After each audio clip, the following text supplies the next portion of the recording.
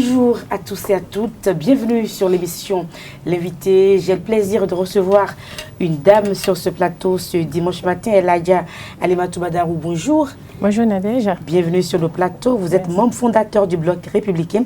Vous êtes de la 15e circonscription électorale. Vous êtes une femme.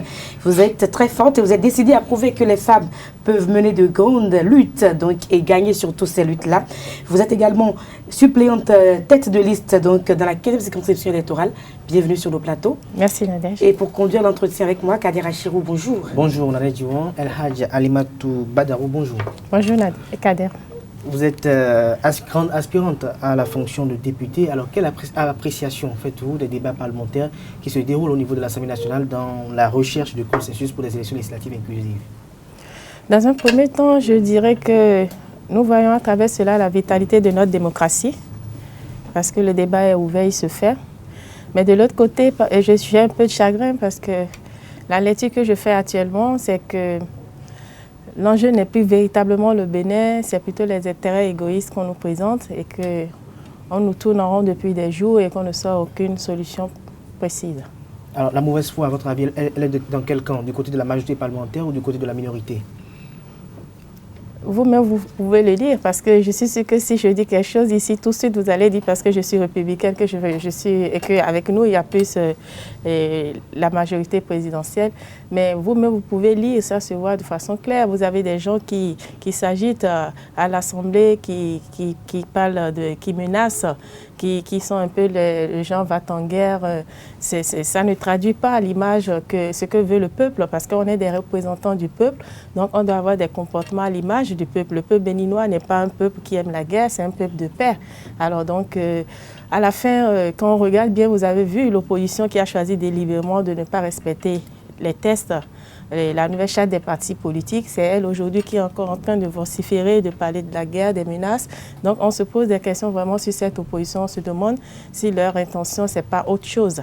Parce que le président de la République a montré sa bonne foi. Nous tous d'ailleurs, que ce soit les républicains et les progressistes, nous souhaiterons que l'élection soit inclusive. Et pour nous, normalement, ça devrait pouvoir se faire avec une certaine dérogation rapide au niveau de l'Assemblée, conformément aux textes de loi. Il y a quand même assez de juristes au Bénin, il y a des professeurs émérites. Donc pour moi, la sortie devait pouvoir se faire depuis, en permettant ne serait-ce que ceux qui ont déjà leur certificat de conformité, qui sont passés à la Sénat et que pour des intérêts techniques n'ont pas pu passer le cap de la Sénat. Le cap de la Sénat. Donc en réalité, l'enjeu, c'est ça, c'est eux normalement. Il s'agit d'eux. Il ne s'agit pas de ceux qui ont voulu délibérément ne pas aller aux élections et qui ne sont même pas, se sont pas conformés à la charte. Et aujourd'hui, c'est eux qui sont encore en train de s'agiter, de nous faire perdre de temps. C'est dommage. Alors, la situation politique avec à l'ombre des élections, sans l'opposition, est-ce que c'est possible qu'on aille aux élections? Mais vous savez, il y a un truc que tout le monde ne comprend pas. On parle de l'opposition. L'opposition, pour vous, c'est quoi? C'est la taille ou bien c'est parce qu'on a dit opposition? L'opposition, ce n'est pas un laisser-passer. Ils ne sont pas au-dessus de la loi. Le Bénin est un pays démocratique. La majorité en démocratie, c'est la majorité qui passe. C'est sa proposition qui passe. Et ils ont bien voté ça à l'Assemblée. Et la loi a été promulguée. Et nous, nous sommes alignés. Quand vous parlez des républicains, on pense que, bon, on est... il y en a même qui vont jusqu'à nous dire qu'on est des partis du président de la République, alors que nulle part dans nos tests, on a vu le nom du président de la République. C'est un groupe de partis. Quand vous prenez chez les Républicains, par exemple, il y a environ 170 partis politiques et mouvements qui se sont mis ensemble parce que de façon séparée, on ne pouvait pas avoir les capacités de nous présenter aux élections. Vous avez vu la nouvelle charte des partis politiques, les conditions pour aller aux élections. Donc la force est de se retrouver ensemble, comme on dit, l'union fait la force. Et c'est comme ça, un certain nombre de partis et mouvements ont décidé d'aller dans un bloc et ils ont choisi l'idéal républicain. Et maintenant, ils apprécient les actions du chef de l'État parce qu'il est en train de travailler, que ça bouge. C'est normal que quand on trouve qu'un président travaille, qu'on le soutienne pour le développement du pays. Et donc cela ne veut pas dire qu'on est le parti du président de la République et que pour peu, on va dire que bon, du coup, on va aux élections sans l'opposition. Alors que les partis qui se sont mis dans les Républicains, il y avait des partis qui à l'origine étaient des opposants. Mais c'est à un moment donné, ils ont compris le bien fondé d'accompagner les actions du chef d'État pour que le Bénin gagne. Donc dire aujourd'hui que l'opposition ne part pas, je trouve que c'est prendre parti, ça ne traduit pas réellement. Parce que cette opposition, si vous voulez dire le nombre de partis qu'il y a au Bénin qui se sont mis en bloc et qu'on va sortir un rapport pour voir, ou bien un quotient, pour voir ce que pèse cette opposition, par ce parti ou bien ces partis d'opposition par rapport à tout ce qu'on a comme parti au Bénin, vous allez voir qu'ils sont infimes, ils ne sont pas représentatifs. Ils ne sont pas représentatifs, vous avez dit que l'opposition n'est pas au-dessus de la loi, mais est-ce que ça ne crée pas un déclic dans l'histoire démocratique du Bénin, qu'on apprenne désormais qu'il y a eu une élection législative au Bénin et qu'il n'y a que 2 partis politiques soutenant les actions du chef de l'État, Patrice Talon, créés il y a moins d'1 an, qui ont participé à ces élections électorales? Non, c'est le jeu politique, ils ont fait ça à dessein. L'opposition a fait cela à dessein, à votre avis? Oui, parce que quand vous regardez aujourd'hui dans les solutions, ils ont tendance à nous demander de rétropédaler, d'aller en arrière. Ils pensent qu'à eux seuls. Alors que vous avez tous ces partis au niveau du bloc progressiste, au niveau du bloc républicain. Comptez le nombre de partis qui ont sacrifié tout leur patrimoine, tous leurs acquis au préalable pour rentrer dans un bloc. Ils ont fait le plus grand sacrifice. Ceux-ci ne font aucun sacrifice et veulent s'arroger tous les droits. C'est-à-dire que parce qu'ils sont en opposition, donc tout ce que nous avons fait comme sacrifice, tout ce que les partis ont fait comme sacrifice au niveau des républicains, des progressistes, on met une croix dessus. Ça ne, vous savez, même si on vous dit ça, ça ne dénote pas d'un sérieux. Mais comme les intérêts sont égoïstes, les gens s'en fichent et ils demandent qu'on annule, qu'on retourne en arrière, qu'on va utiliser. Alors qu'ils sont tous conscients qu'il y avait des limites au niveau de l'ancienne chaîne des partis et que les gens créaient des partis tous azimuts et que ce n'était pas derrière un idéal politique. Quand vous regardez les grandes nations, je prends l'exemple des États-Unis, combien de partis vont aux élections? Le multipartisme depuis aller, c'est au moins 2 partis. Et quand vous regardez les progressistes, même s'ils soutiennent les actions du chef de l'État, on n'a pas les mêmes idéaux. Donc déjà, en temps normal, progressistes et nous, on est comme des opposants. Ça fait 2 partis opposés. Parce que sur le terrain déjà... Sur le terrain, on est 2 partis opposés. Donc c'est pas que c'est... Je ne sais pas pourquoi on passe son temps à dire que oui, l'opposition, que ça crée quelque chose. Ça ne crée rien du tout. Ça ne crée rien du tout, à votre Alors avis? vous pensez qu'il y a des solutions favorables pour qu'on puisse finalement sortir de la crise aujourd'hui? Mais ils ont joué sur le temps parce qu'ils ont des intentions derrière la tête. Ils ont des idées derrière la tête, ils ont joué sur le temps. Et aujourd'hui, tout le monde commence par trouver qu'il n'y a que 2 portes de sortie, à savoir que soit on va aux élections avec les 2 grands blocs, ou alors qu'il faut toucher la Constitution.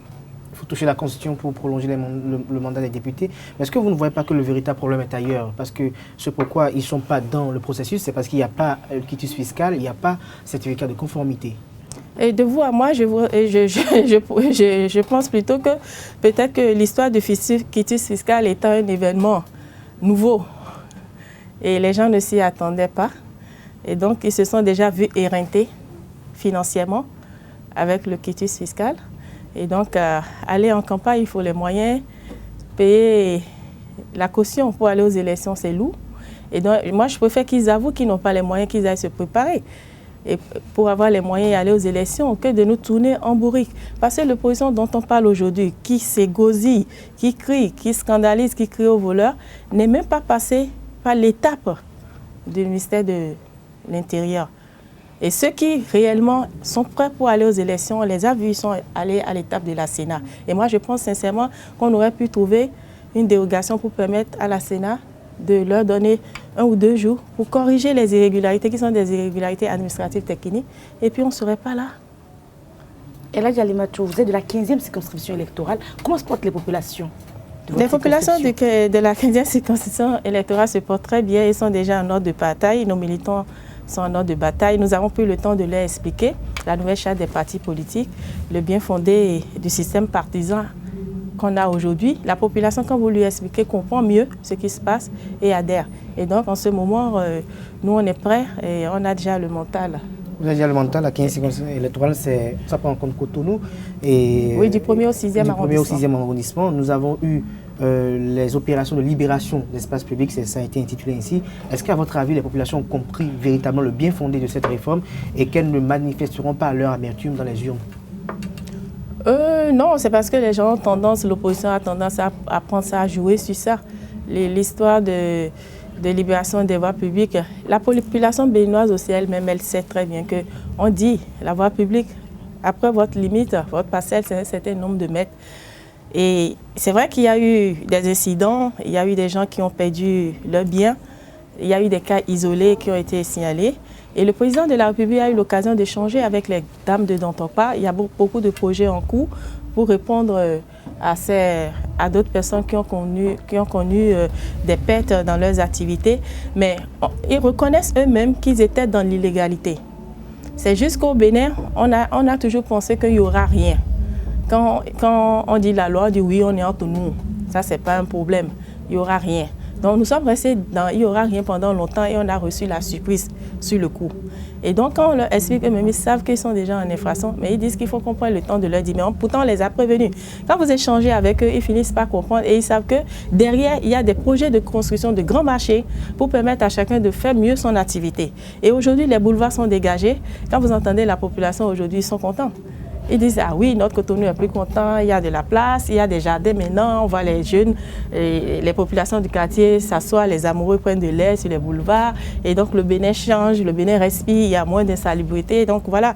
Et donc, ils comprennent, c'est-à-dire qu'il faut avoir le temps d'échanger avec la population.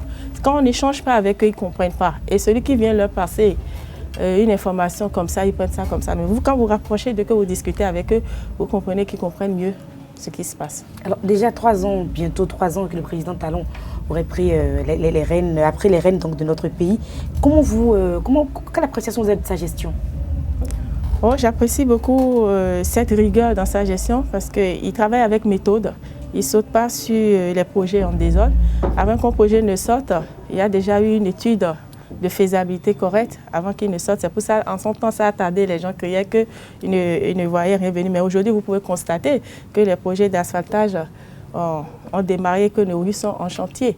Et dans nos grandes villes, de Cotonou jusqu'à Natitingou, en passant par Porte-Novo et Parakou, les projets sont en cours, vous pouvez le constater.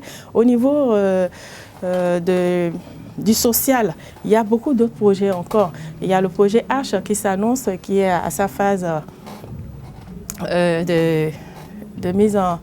c'est-à-dire qu'on a déjà mise en œuvre, on a déjà identifié les extrêmes pauvres par qui nous allons mettre ce projet en application.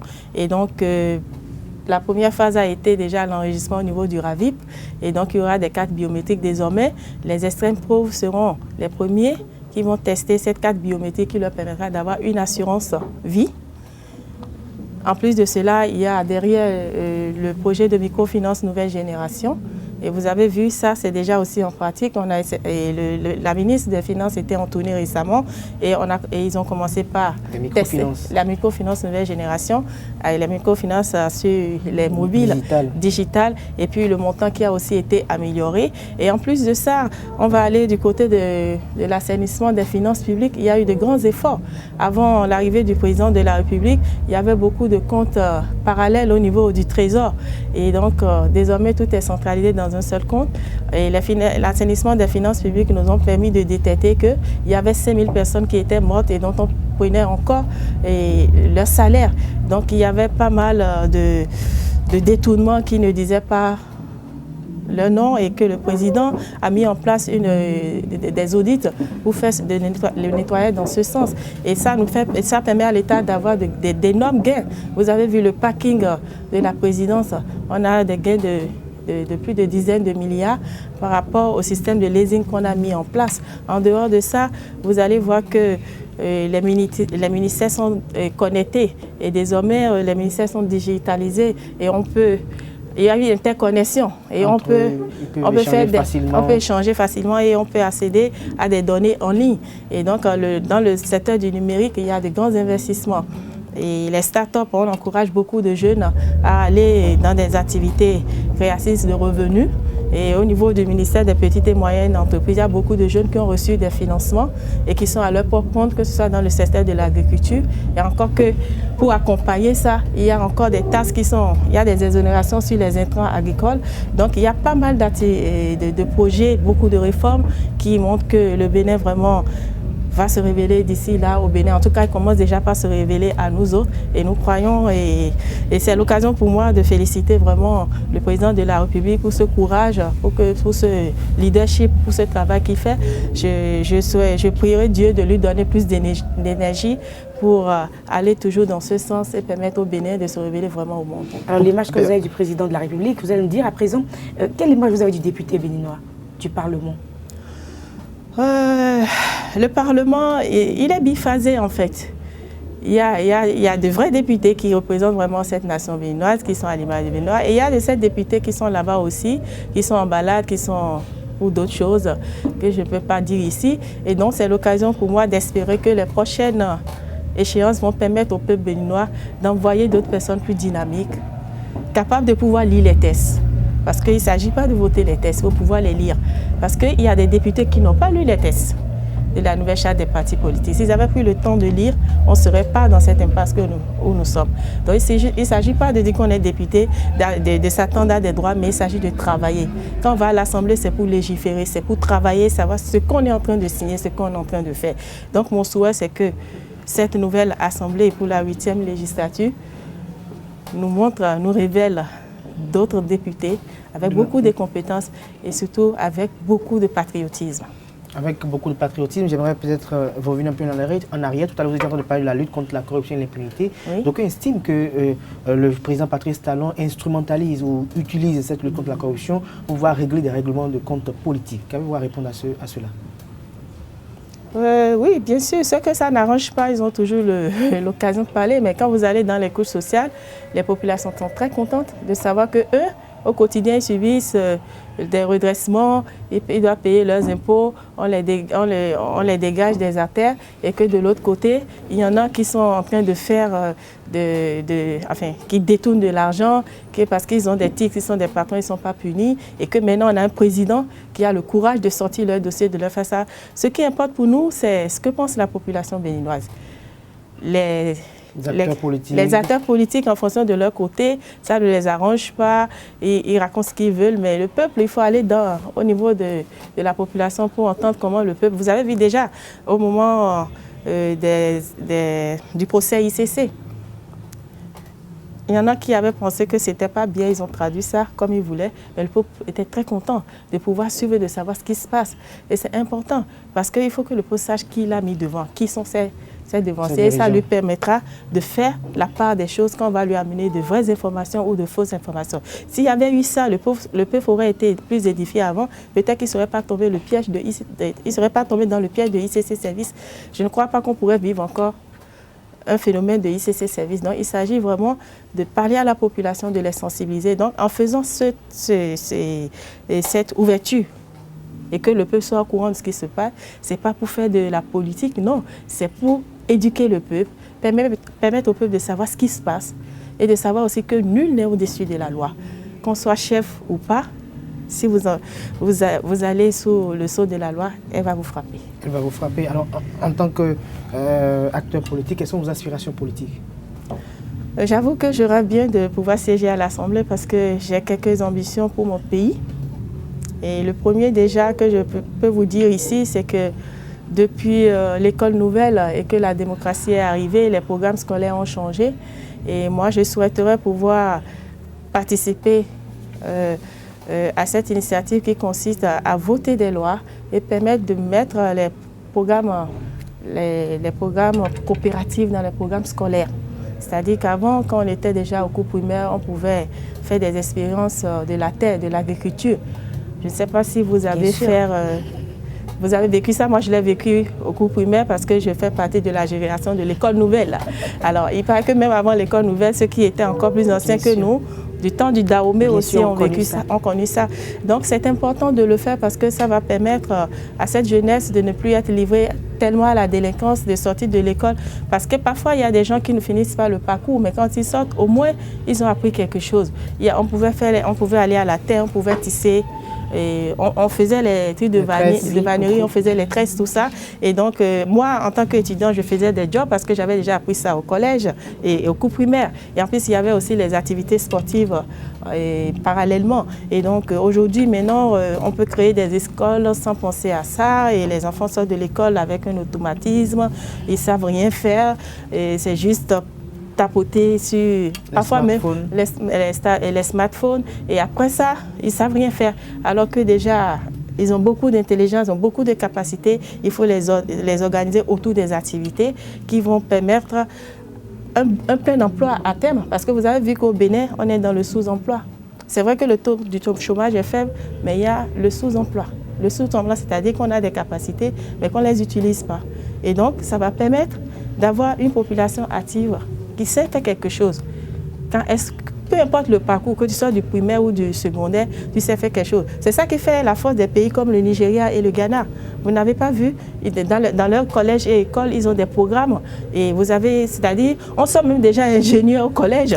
On n'a pas besoin de faire les études universitaires. Donc moi, je rêve d'un programme comme ça pour le Bénin, pour permettre à la jeunesse de sortir et de ne pas s'exposer au sous-emploi et au chômage.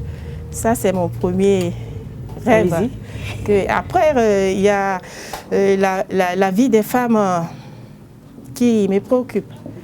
Les femmes béninoises, elles souffrent au quotidien.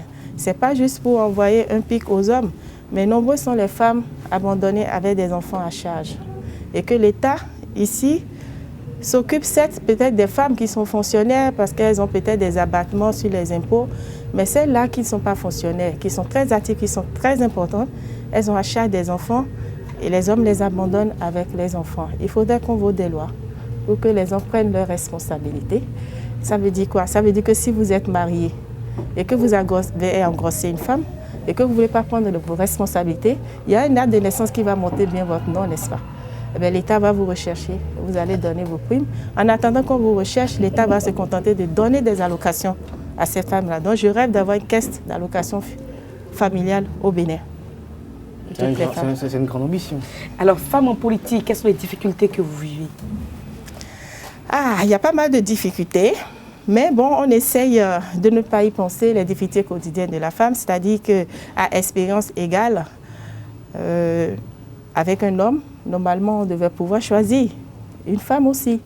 Mais on se rend compte que c'est plus les hommes qui sont choisis et que nous, les femmes, il va falloir faire double ou triple travail pour pouvoir mériter ça. Et quand je parle de double travail, c'est déjà de subir déjà la pression de la société, parce que tu es une femme, tu sors en politique, on commence par te regarder, te caricaturer. Donc tu dois surpasser ça mentalement déjà pour y aller. Et dès que tu arrives encore au niveau de l'arène, il y a des hommes qui aiment bien aussi jouer sur les nerfs, c'est-à-dire qu'ils savent bien que vous méritez ça, mais ils ne veulent pas vous donner. Et je ne sais pas s'ils attendent que vous venez leur donner des faveurs, ou bien, surtout quand vous voyez en tant que femme, on commence pas à vous regarder par la taille. Et donc moi, c'est vrai que c'est dur, mais à un moment donné, les hommes ont des avantages de faire des jeux de couloir que nous, on ne peut pas faire. En tout cas, moi, personnellement, je n'arrive pas à le faire, de peur qu'on ouvre la braguette sur moi. Et donc, j'ai compris qu'il faut que je travaille, que je me batte, que je monte mes compétences sur le terrain, et c'est ce que j'essaye de faire. En ayant un mental de femmes très indépendantes. Et je souhaite à toutes les femmes de chercher leur indépendance à travers le savoir-faire. Le savoir-faire. Vous êtes très intéressante. Vous associez également aux événements sportifs. Pourquoi? Tout à fait. Oui, parce que je suis une sportive. Depuis... Vous êtes ancienne basketteuse? Oui, je suis une ancienne basketteuse. J'ai eu la chance de participer à la sélection nationale en 1999 avec les Jeux ouest-africains. Et depuis lors, je n'ai pas arrêté. Jusqu'à présent, je suis deuxième vice-présidente des anciennes basketteuses du Bénin. Vous avez vu récemment qu'on a reçu les anciennes basketteuses de la sous-région et on a joué. C'était malgré qu'on a eu des coups battus, mais bon, on a joué quand même. Donc c'était une passion. Et vous avez joué aussi? Bien sûr, j'ai joué. J'ai joué contre le Sénégal, le Togo et la Côte d'Ivoire. Oui, alors donc j'ai une passion pour le sport et aussi c'est pour accompagner le volet sport des réformes du président de la République, parce qu'il est question d'aller vraiment dans nos rues, dans nos fins quartiers pour révéler les talents. Il y a beaucoup d'enfants qui n'ont pas de soutien, il y a beaucoup de jeunes qui c'est leur passion, mais ils ne trouvent pas d'enjeu. Vous savez, c'est au niveau de l'enjeu qu'on développe son intelligence, ses capacités, qu'on montre son savoir-faire. Donc il faut vraiment qu'on les encourage, qu'on crée souvent ces foyers-là pour leur permettre de se révéler. Donc voilà, c'est pour ça que je les accompagne. C'est vrai que j'ai déjà accompagné au niveau du basket, du volley. Cette fois-ci, je m'appuie plus sur le football parce que c'est le sport roi. Alors, El Hadj Halimatou Badarou, nous sommes presque à la fin de cette émission. Vous allez regarder droit dans la caméra et dire un mot à l'endroit de vos militants et sympathisants. Je voudrais dire à nos militants et sympathisants de continuer de croire en nous autres qui sont proches d'eux, qui essayons de leur expliquer ce qui se passe au quotidien dans la réforme du système partisan, C'est vrai que nous ne sommes pas à la phase des campagnes, donc je mets les gants pour ne pas dire que je suis en campagne, mais c'est juste de dire que le Bénin va se révéler davantage au monde, de nous faire confiance, de profiter de l'occasion pour donner leur voix à des personnes capables de les représenter. Merci à vous, Al-Haj Alimatou Badarou. Vous êtes acteur politique, Nadège Diouan. Merci à vous, El-Hadj Alimatou Badarou. Vous êtes membre fondateur du Bloc républicain. Vous êtes de la 15e circonscription électorale, suppléante tête de liste. Vous êtes une femme très forte. On l'a vu donc dans cet entretien. Merci d'avoir accepté vous prêter à nos questions, aux questions de la rédaction de Zaï TV. On vous retrouvera encore avec beaucoup de plaisir une autre fois. On aura beaucoup de plaisir à vous recevoir. On retient de cet entretien que vous avez indiqué que les femmes béninoises souffrent énormément et vous voulez siéger au Parlement pour défendre le droit des femmes et repenser également à l'éducation des enfants. Vous avez également indiqué que l'opposition n'est pas un laissez-passer et que nous avons d'excellents juristes au Bénin et que normalement cette crise devrait être vite rangée donc dans les placards. Merci à vous d'être passé par ici. Portez-vous bien. Au revoir chers internautes. On se retrouve dimanche prochain avec le même plaisir. Au revoir.